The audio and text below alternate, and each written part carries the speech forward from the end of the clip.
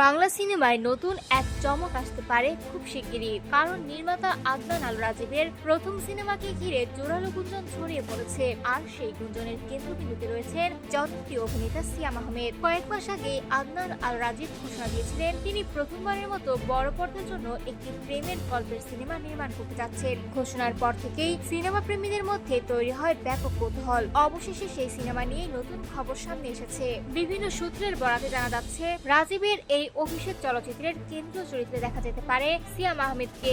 যদিও বিষয়টি নিয়ে এখনো নির্মাতা কিংবা সিয়াম কেউই আনুষ্ঠানিকভাবে কোনো মন্তব্য করেননি, তাই আপাতত এটিকে গুঞ্জন হিসেবেই দেখা হচ্ছে। অন্যদিকে সিনেমার নায়িকা কে হবেন সে বিষয়েও এখনো নিশ্চিত কোনো তথ্য পাওয়া যায়নি। তবে বিভিন্ন গণমাধ্যমের প্রতিবেদনে বলা হয়েছে ছবিটির প্রি প্রোডাকশনের কাজ ইতোমধ্যেই শুরু হয়েছে, অর্থাৎ পর্দার আড়ালে প্রস্তুতি চলছে জোরে সোরেই। এই বিষয়ে নির্মাতা আদনান আল রাজীবের সঙ্গে যোগাযোগের চেষ্টা করা হলেও তার পক্ষ থেকে কোনো সাড়া পাওয়া যায়নি। ফলে ভক্তদের অপেক্ষা এখন শুরুই একটি আনুষ্ঠানিক ঘোষণার। যদি শেষ পর্যন্ত এই গুঞ্জন সত্যি হয়, তাহলে জঙ্গলি ও রাক্ষসের মতো অ্যাকশনধর্মী সিনেমার পর সিয়াম আহমেদকে আবারও দেখা যাবে একেবারে ভিন্ন এক রূপে। দীর্ঘদিন পর তিনি ফিরতে পারেন রোমান্টিক নায়ক হিসেবে। আর প্রেমের গল্পে সিয়ামের অভিনয় যে দর্শক আগেও দারুণভাবে গ্রহণ করেছেন, সেটি নতুন করে বলার অপেক্ষা রাখে না।